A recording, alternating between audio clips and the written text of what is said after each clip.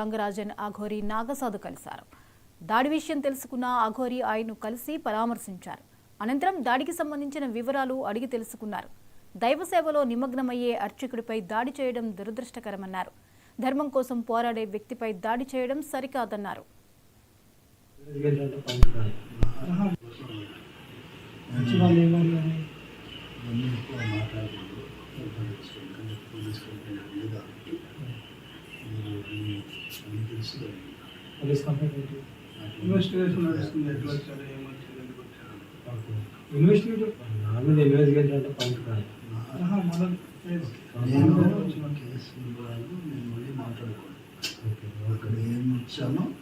దాని ప్రకారం వాళ్ళు ఇన్వెస్టిగేషన్ చేస్తున్నారు కదమ్మా. అందుకోసం మీరు వచ్చినారు